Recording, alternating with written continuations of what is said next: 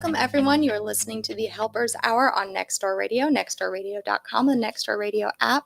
I am Kellie, Syfan, your host with Clove Hitch Behavior, and I'm very excited to introduce our guest today. I have Kylie Levitt with me. Hello. Hi. Good morning. How are you doing so far today? Doing good. Good. Thanks for having me. Absolutely. We're going to talk about Carolina Sensory Solutions today, Yes. your company. But I want to start with talking about what got you into what you do? What are you doing? How do we get from beginning of you to this place where you started this company? It's a long story. So if you're I'm ready and prepared. We got time. Yeah. So I graduated from the University of Utah in 2018 with my master's of occupational therapy. Mm-hmm. So right after, I started working as a pediatric occupational therapist at a local school district. Loved my job. But in 2020, when COVID hit, my husband, like most people, his job went remote. Sure. And we had been trying for a few years to make it out to North Carolina. It was our dream to live out here. And so we're like, well, now it seems to be perfect timing. Yeah. So we had just built a new house. So after living in it for a few months, we put it up on the market. And then it was finally February of 2021 that we made it to North Carolina. That's an adventure. It was. Yep. It was not easy, but we got here. Grateful for it. And then, so at that time, we had 21-month-old twin girls. So I decided to... Add to the adventure, yes. So I decided, okay, this is a big transition away from everything they knew. I'm going to focus on taking care of them, not working at the moment. And then at the same time, I started to have anxiety and just some other bad habits I had developed. So I was like, I'm focusing on my girls and on myself. Sure. And so that's what I did. And then it was, I would say, January of the next year, which I think is 2022. If I can Sounds right. Yeah, if I can keep my dates right. I got a job working part-time at an outpatient clinic in Peds still. So I started doing that for a while. And then because I was part-time, I was only getting paid when I was seeing clients. Sure. And if you are any sort of like service provider, you know that there is so much more work that goes into seeing a client. You have to prepare, you have to document, you have to do reevaluations and progress notes and recertify with insurance. And so after like doing the math for a while, I was like, this doesn't really make sense, like financially. And we were paying for a babysitter. I'm like, this just doesn't make sense. So in the fall, my husband, he got a new job, and that kind of triggered me to quit. And that's when I was like, I should just do something on my own. So knowing I felt very comfortable with like my background as a school-based OT. So I was like, I'm going to start with seeing private clients in their home related to school-based OT. Sure. So I started building up a part-time caseload with that, and it was going good. And as I was doing it, you would see like on a lot of the local Facebook groups, like the mom groups, and then even just working with my own clients, like the challenges that parents were facing with their kids and like behaviors and just not knowing how to help them. So I was like, I think this could be a good opportunity. So I decided to start doing online consultations regarding emotional regulation. And during that time, I felt like I would get a call for a parent saying, we're having these challenging behaviors. And I could almost, like every time it was like I could pinpoint that the underlying reason had to do with sensory processing differences. And it's like these parents, they're like, I don't think I know what sensory processing differences are. Like, yeah, tell me about it. And so I started becoming more interested in that and reading a lot of books and continuing education courses. And of course, like over the years, I worked with kids with sensory processing differences. So I was very aware, but I wanted to learn more. So I was like, I think I'm going to transitioned my whole business to focusing all on providing parent education for sensory processing differences. And I think a lot of it comes from also like working in a school and working at a clinic. You have this very, very like short amount of time Mm-hmm. to be able to talk to a parent and to collaborate and to be like, here, this is what you Sure. should do. And so, like, I will shout from the rooftops, OT is amazing. Have your kid go to OT. But it's like if you have a kid with SPD and they're only going. SPD, can you define that real quick? Yes, thank you. Okay. So, sensory, people might notice sensory processing disorder. I like to refer to it as sensory processing differences. Gotcha. But it actually, it is not a known diagnosis in the DSM. Okay. But so that's the diagnostic manual. It's not considered diagnosable because it's not in that particular book. Yes. So thank you. But oftentimes you find that kids have sensory processing differences, often co-occurs with autism, Sure. ADHD, Absolutely. anxiety. So those are probably the most common ones. But it also could be standalone on its own. So you could just be working with a child who has sensory processing differences with no other diagnoses. Gotcha. So as you're going through and going, okay, I'm seeing more sensory processing difficulties. I'm seeing families that are having trouble with this. I can move forward and support these families. And you started going virtual and being able to support folks that way. So is this just people locally? Is this people really anywhere? No, great question. So people in North Carolina, because I Gotcha. am still practicing as an OT using Sure. all of my knowledge and background, and because I am providing individualized strategies and recommendations based on their personal experiences that they're going through. So, yep, I'm only licensed in North Carolina. Yes, but gotta stick with our licensure. Yes.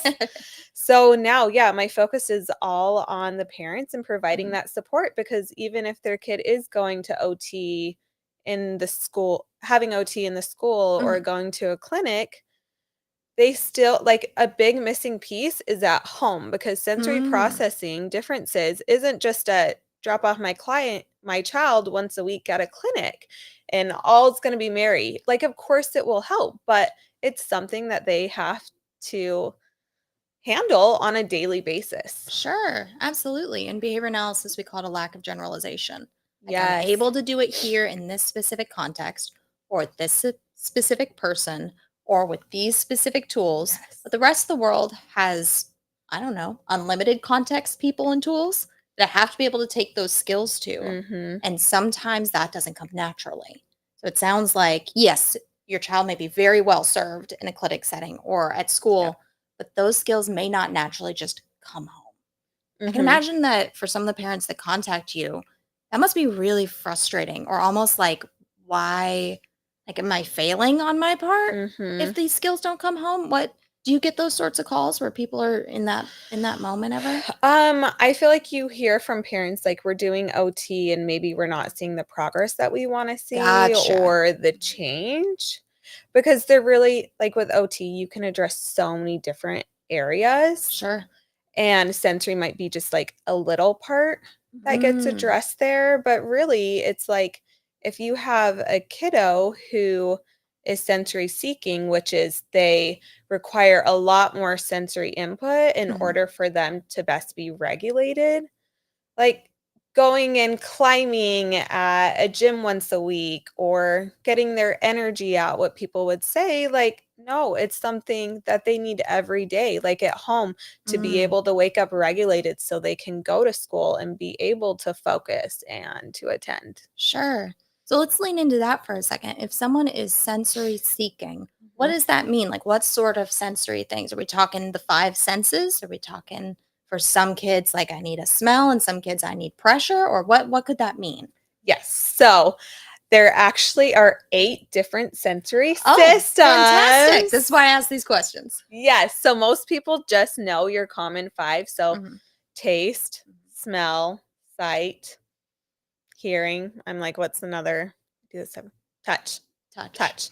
And There we then the 3 uncommon ones that people are not aware of is It's called your proprioceptive Mhm. system, which is where your body is in space. So if I closed my eyes and put my arm out to the side, I can tell you my right arm is out to the side. Or Mhm. if I'm going to open a door, I know how much pressure I need to put on the door Sure. in order for it to open. And then the next one is the vestibular system, which is all about balance and motion. So keeping Mhm. your staying balanced, knowing, am I moving forward? Am I moving backward? Am I going in circles? Am I upside down? And then the last one, which is it's just starting to become a lot more known. Mhm. And so much research is going on in the background now, especially related to emotional regulation, is called your interoceptive Mhm. system, which is all about your internal body cues. Mm. So, how do you know that you're hungry? Sure. Yeah, Yeah. your stomach might growl. How do you know that you feel sick? Mhm. How do you know that you might be nervous or Sure. anxious? Does like overheated or too cold fall into that same sort of Yeah, place? for sure. And Yeah. it's like everybody's experience is different. So, like for me, when I get nervous, before I came this morning, it's like, oh, my Mhm. tummy's starting to hurt. Maybe I'm feeling a little bit of butterflies, maybe a little shaky. Sure. Yeah. But you could experience something Yeah, I completely mentioned different. earlier that sometimes I'll get the hiccups. And I'm like, this is out of Yes. nowhere. No, it's just another expression of that nervousness. Hmm. Very interesting. Yeah. So I'm like, okay, I'm trying to think of what was the circling back to your You're question. all good. So we were talking about with these different senses, if somebody's sensory seeking, is it like I need all of these or I might need a couple? Okay, that's right. Mhm. So when somebody has these differences with their sensory systems, it could be in one system Mhm. or most likely it's a multiple of them. Sure. And they could be sensory seeking is one Mhm. that we call, which is they need a lot more sensory input in Mhm. order to best be regulated. And they're very active about getting it.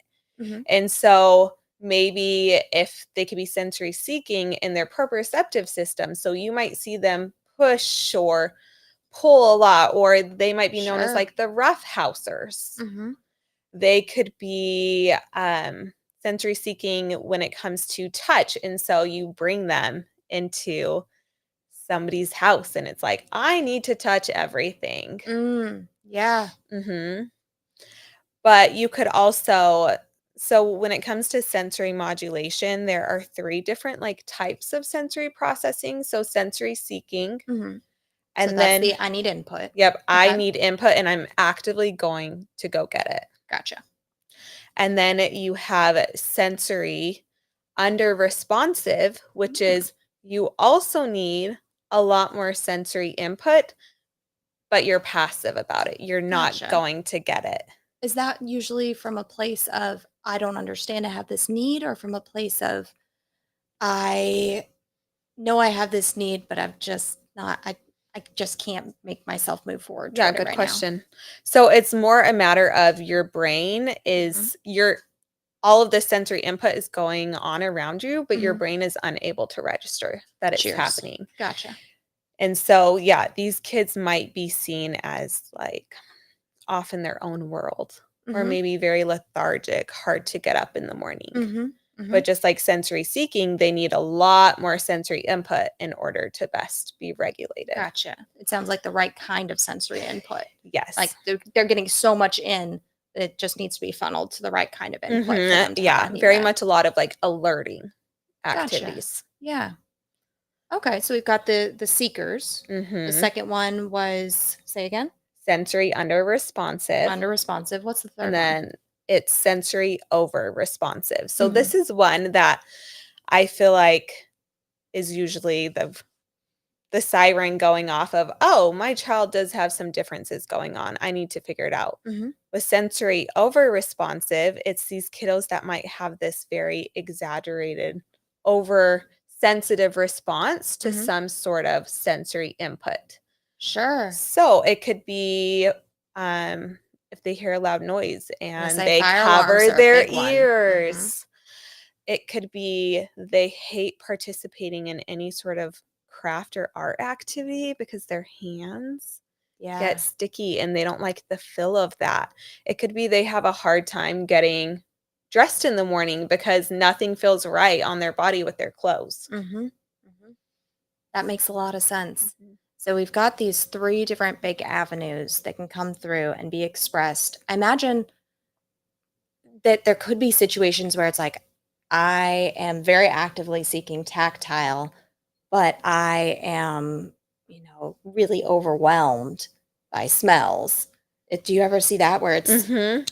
holy moly, that's quite a Absolutely. puzzle? Yeah, so you could be sensory seeking in one area and Mhm. sensory over responsive in another area. That's incredible. Let's go a little bit deeper into that Okay. after our commercial break. Yep. I want to talk about that. And I also want to talk about what is occupational therapy in general. Yeah, Really get a good overview there. sounds great. We are on Next Door Radio. You are listening to the Helpers Hour, and we will be right back after this break.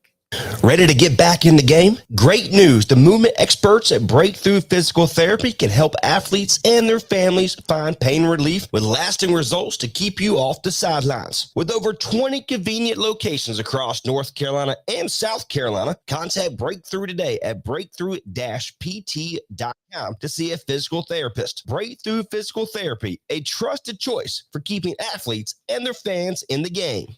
Are you looking for a reliable care service in North Carolina? Do you need a care team that provides passionate and dedicated assistance? If so, look no further than Believer in You, LLC. They are a certified state licensed and client-centered care service provider you can surely rely on. Believer in You has served valued clients with respect and dignity for over 5 years. The care team has highly skilled professionals, carefully screened based on their care standards. Rest assured you have chosen the right care with Believer in You, LLC. Their mission at Believer in You, LLC is to provide excellent, accessible, and around-the-clock care services to their clients, anytime and anywhere. Call today at 888-398-5259 and make sure to head over to their website for more information. That's believerinyou.com. When it comes to your health, trust the experts at Granville Health System. We're not just a healthcare provider, we're your partners in wellness. From routine checkups to specialized treatments, we've got you covered. Our compassionate team is dedicated to keeping you and your family healthy and happy. Experience the difference at Granville Health System, where your health is our priority. Call us or visit our website to schedule your appointment today, ghshospital.org. Granville Health System, quality healthcare close to home. Hey, it's Trace Knight with Next Door Radio. My go-to for my home carpet cleaning needs is One Step Ahead Restoration and Cleaning. The team at One Step Ahead is not only extremely knowledgeable, but the customer service is off the charts. They provide commercial and residential carpet cleaning, fire, water, and smoke restoration services. They provide services for both commercial and residential in Granville, Vance, and other counties within an hour radius. Call today, 252-492-5560. That's One Step Ahead Restoration and Cleaning. Call right now, 252-492-5560. Welcome back. You're listening to the Helpers Hour on Next Door Radio, nextdoorradio.com, and the Next Door Radio app. I am joined by Kylie Levitt from Carolina Sensory Solutions. We were just talking a little bit deeper into different mixes of needs that people can have. Before we dig deeper into that, let's talk about what is sensory processing in general. We were talking over the break that this is not, just if you have difficulty, something that you experience, but something that is universal. Yes. So we all go through sensory processing. Another word is sensory integration. It's something that's going on every day, every second in the background with our brain and our nervous system. So in most cases, we don't know that it's even going on. Sure. But what it is, it's the brain, the nervous system's ability to receive and to receive input and transfer it up to the brain to be able to process, like, hey, what is this sensory input? And then where is it coming from? And then being able to decipher, like, is this important information? Is it not important? Is it threatening? Is it dangerous? And then also looking at like your long-term and your short-term memories and seeing what's stored there to help come up with a response. And a response could be, oh, do you know what? That sensory input, it's not important. Sure. So like if I'm working on a presentation and I hear a siren in the background, automatically my brain's like, oh, that's not important. Keep focusing on what you're doing. But you could get some sort of sensory input. So glue touches your hand and your brain could be like, oh, that's noxious. We need to take overt action now. Sure. And so that's where you might see a kid run away or try and avoid an activity. Mm-hmm. So yeah, it's just a process that's ongoing. Mm-hmm. And what the difference is when you have these kids with sensory processing differences, they have a hard time being able to localize where this input is coming from, being able to determine what it is, and then labeling and having an appropriate response. Oh, absolutely.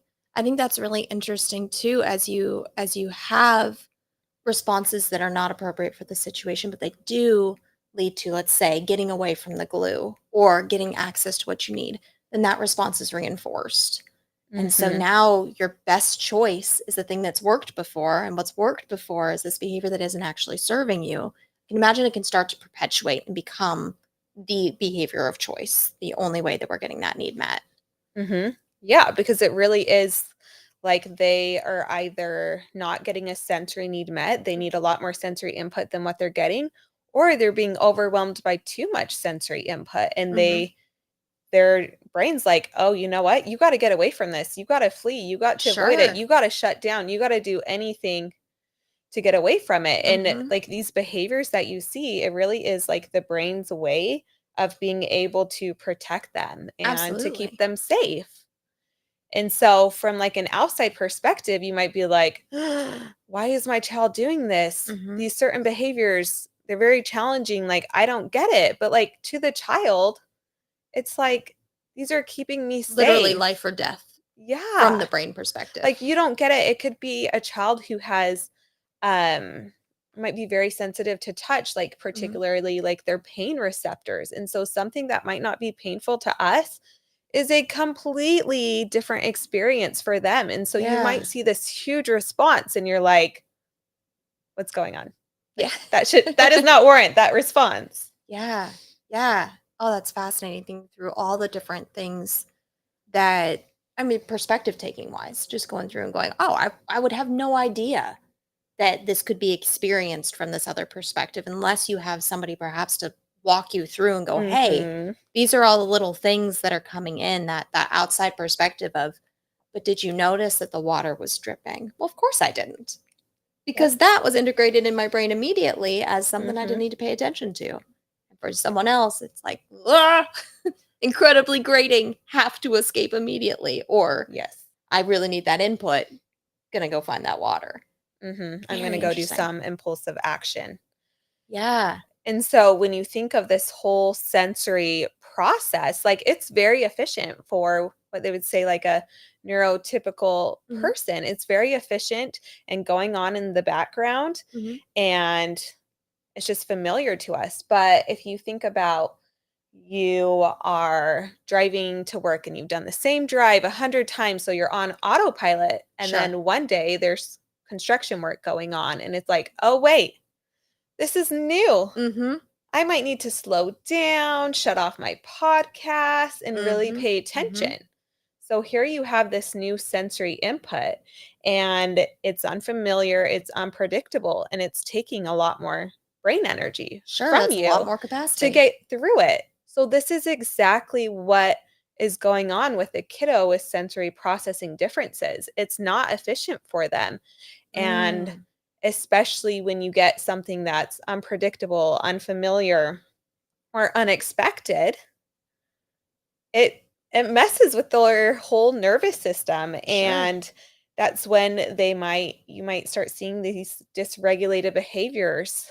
Um, and then when you are dysregulated and your brain energy is concentrating on all this new incoming sensory input, you're not able to access your higher executive functionings, your higher cognitive Sure. skills. So, Absolutely. emotional regulation, Gone. executive functioning, Out the door. cognitive flexibility, Done. frustration tolerance. Yeah. Yeah, all of it. And so Mhm, that is what's constantly going on.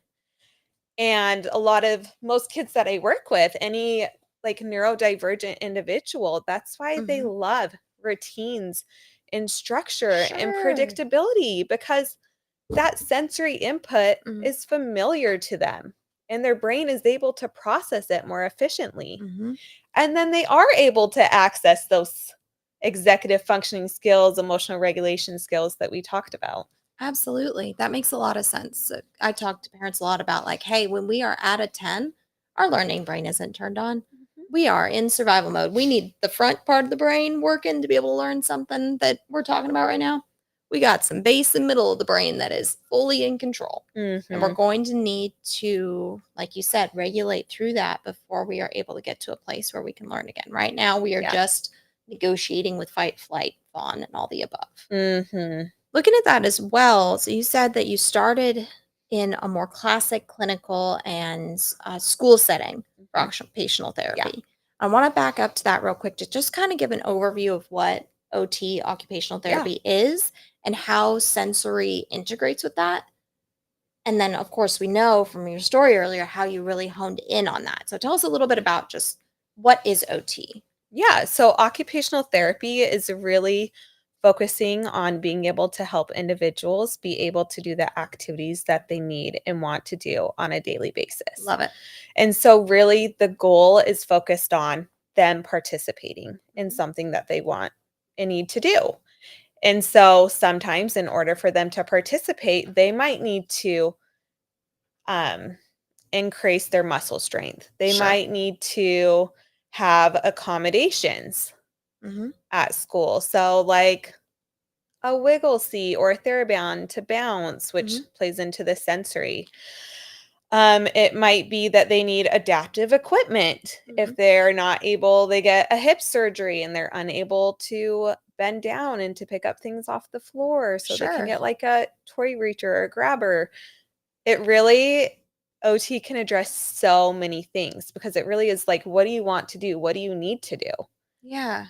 And with these kids with sensory processing differences, like their main things are play, Hmm. going to school, yeah, and like that social participation. And so a lot of times that is interrupted and they're unable to participate in those things because of these sensory processing differences. Sure, absolutely. It sounds like occupational therapy, the occupation people might think job, but it could really be the occupation of life, whatever that Yes, is for where you at in your that's a life. perfect description. Very cool. And looking at that as well, like you said, there's so many things that you can work on because it really is, like you said, what do you want to do and what do we need to get you there or what do you need to do? Could that be like brushing teeth or brushing hair? Absolutely. Yep. So if Gotcha. you think about somebody having a stroke Hmm. and they're unable to brush their teeth anymore, so helping Sure. them relearn how to brush their teeth. Gotcha, gotcha, and then when you say peds, that means pediatric. Yep. So most pediatric in school, it sounds like is gonna be really focused on those skills you need to be able to participate in school, is that correct? Absolutely. And then as you've transitioned into home, what sort of skills are at home? So home can be very similar also to an outpatient clinic because Sure. compared to the school, you have really, you could work on so many things. Yeah. It could still be like social skills, Mhm. emotional regulation skills, teaching them being able to get dressed in the morning. Sure. One kiddo I've worked with is just being able to make himself a snack, Yeah. being able to have like the fine motor skills to play with toys and When you push say fine motor skills, buttons. you mean like little finger movements? Yes, little Mhm. finger movements. Thank Yep. you. Yeah, I'm thinking about all the kids and all the toys they enjoy if I was unable to push the button or to pull the string or whatever it might be, how Mhm. frustrating that could be. Yeah. So if you just think about all the things, depending, of course, it's like dependent on age, what a child wants to do and what they need to do in their Mhm. day, like really as an OT, we can hone in and help them in those areas. Yeah, very cool. So Yeah. you started with that big, vast view of how do we help you be successful at school? How do we help you be successful at home and in life? And then honed in on, huh, there's sensory stuff weaved into all of this, and that Hmm. really seems to be a missing key, is kind of what it sounds like. Yes, exactly. Beautiful.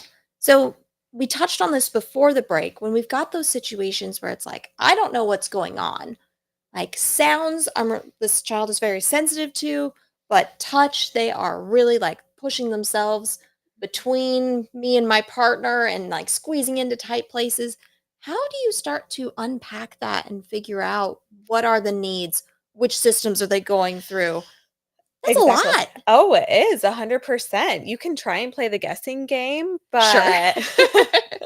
but you described it really well. So based on some of Yeah. those, you could be like, okay, I know that they are seeking that proprioceptive input. Mhm. But like it really comes down to whether you do it through like an OT clinic Mhm. or with my business, I also provide sensory evaluations, but Mm. it really is doing a sensory evaluation to get Sure. a clear picture of, okay, here are all the different sensory systems. So a lot Mhm. of times it's a form for the parent to fill out. Mhm. Like, yes, my child frequently does this, occasionally never does. Mhm. And then also looking at like the background and the history and what their current challenges are and being Mhm. able to tie them all together to be like, okay, here are the sensory systems that are affected. Mhm. Your child leans more on the over responsive with touch and Mhm. sensory seeking here. Mhm. And then you can take that knowledge and be like, okay, so now I have all of this information. Based on this, what changes can I make in the environment that would Mhm. be more suitable to get these sensory needs met? Gotcha. Or what accommodations do I need to make? So if it's my child has a hard time every morning putting on their socks with Mhm. their shoes, I'm not going to force them to put their socks on because that's Mm. uncomfortable for them. And that's just setting them up to be dysregulated for their whole day at school. But Sure. no, I'm going to accommodate them and I'm going to say, you know what? You don't need to wear socks. It's not a big deal. And then you Sure. can go to Like school find those without points of socks. flexibility. Yeah. Yeah, that it's so funny you mentioned that. There was a case I was working on a while back where I was consulting with a school. Hmm. Like, well, this child won't keep their shoes on. And so I looked and I was like, okay, tie up shoes with socks. Do we keep sandals on? I don't know. Let's try sandals tomorrow. Yeah. Shoes stayed on all day. I was like, yes, simple little things. That works. Let's And keep it like, moving. yes, a I lot got of bigger fish times, to fry. yeah, a lot of times it is just like problem solving. Yes. And maybe one strategy doesn't work for you. That's okay. There's another one to try. Absolutely. Well, I want to talk a little bit more on the other side of this break about some of the different things that you've seen and done and the amazing things that are out there. You mentioned a number of tools and accommodations people may have never heard of or realized are available. Hmm. We'll talk about that some more on the other side of the break. This is the Helpers Hour on Nextdoor Radio, nextdoorradio.com, and the Nextdoor Radio app. We'll see you in just a moment. Western. Boots, belts, buckles, bolos, hats, and Western saddles. Come by and see how Parham Outfitters has not lost its Western roots. And check out their nice selection of firearms as well. They're located at 946 West Andrews Avenue in the Crossroads Shopping Center on I-85 exit 214. Stop by Parham Outfitters today to see how they can help you.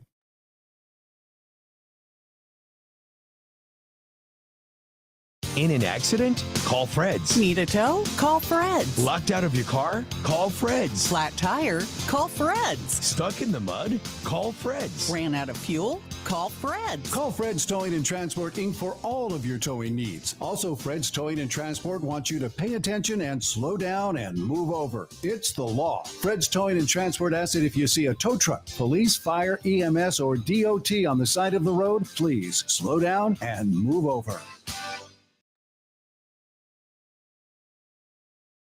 Plumpy's Deli is a family-owned and operated local business located in Butner that uses only the finest meats from Boar's Head. All items are made fresh to order, and they are now serving breakfast all day long. They offer charcuterie boxes, boards, classes, and grazing tables, along with catering for all occasions, including corporate luncheons, private events, weddings, school events, parties, and more. Gluten-free and vegetarian options are available. Call 919-575-0705 to place your order today. You won't be disappointed. Plumpy's Deli is open 6 days a week, Monday through Saturday. Visit their website and check out their menu at www.plumpies.com. That's PLUMPEEZ.com. Make sure to follow them on Facebook and Instagram at Plumpy's Deli, and don't forget to stop by their location at 106 East C Street in Butner. Give them a call at 919-575-0705. Visit their website and follow them on social media for more information today. Now that warm weather is here, we've shifted from wanting a warm snack to wanting a delicious, refreshing, cool snack. Good news, Southern Snow Company is now open, and they have the best ice cream in town. Milkshakes, snowballs, Italian ice, custom treats, and more. Cool down with a cool treat. Southern Snow Company. Make sure to follow Southern Snow Company on Facebook for all the specials. Southern Snow Company is now open for those ice-cold cravings. Southern Snow Company, where the flavors ring, satisfying cravings, make it taste but sing. Southern Snow Company, serving treats made of gold. Welcome back to the Helpers Hour on Nextdoor Radio, nextdoorradio.com, and the Nextdoor Radio app. The Helpers Hour is brought to you by Clove Hitch Behavior, where we help with tantrums and meltdowns, fears and phobias, and behaviors resulting from trauma. You can contact me at Kellie at clovehitchbehavior.com or call or text 919-579-6192. I'm so excited to be back with my guest, Kylie Levitt. We are talking about Carolina Sensory Solutions, and we're starting to dig into what are the things we can do, the different tools, the different activities to help kids that are going through difficulties with sensory processing. What are some things that we should consider? I know we mentioned over the break a sensory diet. What on earth is that? What does that mean? Because that's something from the behavior analysis world that I can't do. Yeah. I got to bring in an OT for this. So I'd love to hear more. Yes. So I think most people, when they hear the word diet, their Mhm. mind automatically goes to food, but Sure. it actually has nothing to do with food unless you're working with a child who's a selective eater, which Mhm. also is related to sensory processing. But no, like sensory diet is what you would say like a sensory support plan. So how Gotcha. I talked about, like some kids go to OT once a week, but it's so much more than that. It needs to be an everyday thing. Mhm. And like to put it into perspective, it is so much easier to set up a child like to be regulated than to pull them out of dysregulation. Oh, once more for the people in the back. You got to get ahead of it. Keep Yeah, them regulated rather than trying to stop things once they've lost it. I yeah. love that. Mhm. Absolutely. And so one way to do that is through a sensory diet, sensory support plan. And so you look at what your child's specific needs are, and based on that, you come up with a plan. And so if you have a sensory seeker or you have a child who's, as we talked about, who's under responsive, so they also need a lot of sensory input. Like they need a lot more alerting activities throughout their day. And when for you say them to- alerting activities, what does that mean? It's like getting their body moving, waking themselves up. Gotcha. Just a lot more sensory input. So Mhm. you think about cold versus Sure. like something room temperature, crunchy snacks, things Gotcha. like that. Things that literally will make a change in the environment that's sort of snappy. Like I Yes. have this cold drink. I Yeah, like going snap too. Mhm. like going on a run. And so these kiddos, especially, we call it heavy work. They benefit so much from heavy work, which is anything that's pushing or pulling on the joints of the body. And so if you think about obstacle courses, jumping on the trampoline, carrying a heavy backpack, Yep. taking a laundry bin upstairs. So if you have a sensory seeker and you want help with chores, it's a great activity to Absolutely. incorporate, like mopping, anything like that. Mhm. But it can also be hard because when you have these sensory seeking kids, if these activities that they are doing are not structured and have like a goal in mind, they can become actually dysregulated even more. Interesting. So it's like, okay, let's do this obstacle course before school, but I'm going to have you follow these specific steps and you're going to do it 5 times versus go jump on the trampoline. Sure. Where it's Endlessly. like wind. Yeah. Yep. Yeah, exactly. And so when it comes to like a sensory diet for your kiddos that are over responsive, so very sensitive to incoming information, they need a lot more calming and regulating activities throughout the day because their nervous system is on overdrive, fight or flight. Yeah. And so calming would be going and sitting like on a swing, a linear swing. not going Linear in circles. meaning just back And forth. I'm like, Gotcha. not the circles. That's like Yep. for the sensory seeker, but back and forth. The heavy work that we talked about, the push and pull in the joints, that's also very regulating. These kiddos, and it can go both ways, like with a sensory seeker and over responsive, like they love the deep pressure. It's very calming and organizing. And so that's what like a sensory support plan kind of looks like, incorporating these different activities. But then you also got to think about accommodations. Like if I have a child at school who is a sensory seeker, how can we accommodate for that? Well, why don't we get more movement breaks throughout the day? Sure. Why don't we put a TheraBand on the front legs of their chair for them to bounce on? A TheraBand is almost like an exercise band. Yes, It fits and between the legs. so they can bounce their legs the legs onto of the it. chair, not the legs of the Yes, human. thank you. Give them gum. Sure. Let them be able to have their desk be in the back of the classroom so they can stand up and move around while the teacher's giving them instruction. Just anything that's going to allow them to be able to do what they need to do at school. Yeah. That's really interesting because I start to think about how do we make classrooms work for more kids? And thinking about like, okay, it's something that I hear when I work, say, with folks that were in school in the 50s, 60s, 70s. Well, everyone just sat in their chair. And we also had more ability to move around. We had less time with screens or no time with screens and all of these different things. Like, what did it mean to sit in a chair as a kindergartner with a laptop on your desk versus what did it mean 10, 15, 30, 40 years ago to sit in a classroom? And it's so interesting to have the discussion about how do we care for kids and all their needs now as our world has changed and how that means our thought of what a classroom is going to look like to be effective needs to change pretty substantially. Absolutely. And I wish that these accommodations could be available to any kid, that it can become like more normalized in the classroom, that it's like, oh, let's have flexible seating. You can stand up if you want to. You can sit down. You can lay on your tummy. You can be on your side. You can sit in this cool chair, like whatever you need. Like do it as long as it's like not becoming a distraction or a toy. But if it's helping you learn, by all means, like let's do it. I think that's a really cool point when you're talking about when you defined occupational therapy earlier. You said it's to be able to give you the skills to do what you need or want to do. What we need or want to do in that case is learn. And if these accommodations help us learn, great. Yep. I imagine when you're going through different accommodations that you can run into that sometimes. Well, this is how it should look.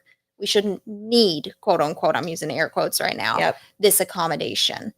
What are your thoughts on how to help with acceptance? Or is there anything that's ever come up to go like, this is a success story where it really showed that having an accommodation truly helps in these different situations. What are your thoughts on that? Yeah, I feel like it can definitely be hard. So you can have kids who have an individualized educational plan, also known as an IEP, or a 504 accommodation plan. So you see a lot of these accommodations that I'm bringing up put into writing, so then it's legalized and the schools have to abide by it. Do they always abide by it? No. Sure. But they also could like provide these accommodations and the child could choose to not participate. I've had kids where we're working on handwriting and it's like, okay, for you to best be successful, you need to use this certain type of paper, this adapted paper. And it's like they have this as an option, but they don't want to use it because they don't want to stand out. They don't want to look different from other people. Same thing could go with like a TheraBand on the chair. But if it is accessible to anyone, then could you imagine like how much more successful these other kids could be because they're not worried about, I'm the only one doing it. Yeah. I don't want to look different. That makes a lot of sense. Just going from that perspective of we can make everyone more successful by making everyone have these things available. Very interesting stuff. So we've leaned into school, looking at sensory diet at home, and like there's TheraBands for school. What what sort of tools or accommodations? You mentioned a toy grabber earlier, could be one. What are different things that you might see in a sensory diet or different tools that you might bring into or suggest families have at home? Yeah. I guess with the sensory diet, I'm going to include like maybe some environmental Absolutely. modifications. So, for Absolutely. instance, if you have a kid who is sensory over responsive, Mhm. you think about them going to school, like how many new unexpected sensory input Mhm. they're going to be bombarded with. They're going to come home from school and it's going to be like, pew. You might see Yeah. that meltdown. And Mhm. parents are like, what happened? I just asked them how school was and it set them off for this one thing. Mhm. And so, like, one that I really, really love is like some sort of like sensory retreat for them when they get home from school. Mhm. So, maybe a dark space where with maybe some glow lights or something that they can sit down, relax, decompress by themselves, giving them a snack because Mhm. kids are always hungry when they Yeah. get home from school. Yep. You could even do like a sensory swing in there, but giving them this time, like 20, 30 minutes after school, Mhm. is so vital and so important. Like, Yeah. don't have them come home and go straight to TV because that's not helping them be able to manage their emotions. They're just, the TV's Ooh. taking it away and they don't have to Yeah. think about their emotions. But if you teach them this strategy of, hey, let's do your sensory retreat, let's do Mhm. this swing, you can look at books Mhm. and decompress in this quiet place. And then, hey, now we can watch some TV or we can do some homework or Whatever it might be. this and that. Yeah. I think that's a really beautiful point there. I can sensory integrate Mhm. in a way that numbs me and by like watching TV or getting on the tablet, or I can integrate in a way that teaches me how to do it myself and not need those different things to be able to integrate everything and to go through difficult transitions. That's really I love that visual. I'm gonna Yeah. keep that one. And I love sensory retreat as well. That's really Yeah, cool. absolutely. Because, like, your end goal as a parent is to be able to teach your child how to have these coping skills and how Mhm. to advocate for themselves. And it starts with being able to educate them, like, hey, your brain is wired differently, and we got to do some things differently, and that's fine. And that's okay. Yeah. But this is what helps you be able to do your best at school or allows us to be able to go to birthday parties or to the grocery store Yes. Or Disney. or Disney Yep. or go swimming or be able to Yeah. go to a park and not be fearful of like getting on the equipment. Yeah, absolutely. Man, I'm loving this conversation. I'm learning so much. We're going to take another quick commercial break. You are listening to the Helpers Hour on Nextdoor Radio, nextdoorradio.com, and Nextdoor Radio app. We'll be right back. This was my first massage. Tracy walked me through the entire process and made me feel comfortable as possible. We had a delightful conversation and our studio was beautiful. I will definitely be returning for another massage very soon. This is a direct quote from a review from the Whole World Massage located at 3509 Haworth Drive, Suite 205 in Raleigh. At Whole World Massage and Med Spa, our focus is you. We love working every day with people like you, helping them look, feel, and perform with youthful energy and beauty in mind and body. Call today to see how Tracy can help you feel great today. 252-213-4478. 252-213-4478. Now's the best time of year to get more for your money on new Mahindras. Enjoy 0% interest or save thousands of dollars on rugged Mahindra tractors. That's more for less on many of Mahindra's best-selling models with tractors that deliver more lift capacity, fuel efficiency, and built-in weight. Save more on Mahindra today. Visit Vanco Outdoor Equipment, your local Mahindra tractor dealer. 0% APR. Financing available for limited time only. See us or go to MahindraUSA.com for more information. It's time for you to visit Tobacco Wood Brewing Company with two great locations for the perfect award-winning brew and great foods such as chicken and waffles, tacos, barbecue plates, house salads, nachos, wings. That's just mentioning a few of the great items in Oxford at 117 Wall Street and in Durham at 2500 Mediterranean Parkway. Did I mention award-winning beer, the Kilted Eddie, Liquid Luck, Rocket Surgery, the Moose, and the Porter Express? Again, I'm just mentioning my favorites. Find your favorite brew mixed with a great atmosphere and great food at Tobacco Wood Brewing Company today. Two great locations in Oxford and in Durham. Tobacco Wood Brewing Company is veteran-owned and operated. The Hub on Main, located in historic downtown Oxford, has something for everyone, and I mean everyone. Brewmate, mud pie, Tyler candles, craft beer and fine wine, gifts for the loved ones, coffee, cigars. See what I mean? The Hub on Main is your one-stop shop for all things you love. The Hub on Main is located at 100 Main Street in Oxford. They're open Monday through Sunday. Check out the Hub on Main on Facebook to check out specials, classes, meetups, and more. The Hub on Main. Stop by today. Hey, this is Jim Quick. Join me on Next Door Radio every Sunday at 3 o'clock for the Swamp Soul Show, an eclectic blend of rhythm and blues, Americana, and neo soul. All brand new stuff, but it fits perfectly right here on the Carolina dance floor. Contact me, tell me what you think at jimquick@swampsoul.com or call me toll free at 1-877-JIM-QUICK. The Swamp Soul Show, Sundays at 3 o'clock on Next Door Radio and nextdoorradio.com. Welcome back, everyone. You're listening to the Helpers Hour on Nextdoor Radio, nextdoorradio.com, the Nextdoor Radio app. I am finishing up my conversation with Kellie Levitt of Carolina Sensory Solutions. And I want to get into, how do people contact you? If someone is listening and going, holy smokes, that's my kid. Oh my gosh, I need the support. What are the best ways to get a hold of you? What are the best ways to find you? Yeah, so I would say going to my website would be number one, which is www.carolinasensorysolutions.com. Perfect. When you go there, you can look at my different services, which we've talked about. I have sensory processing evaluation. So if you're just starting out and you're like, I think this might be my kid, but I don't know, it's a great place to start. Absolutely. And then I provide virtual parent support. So anyone here in North Carolina can access that. And it really is doing consultation calls with me, and then also allows like unlimited support. So you can email me, or we do voice to text if you come across certain situations.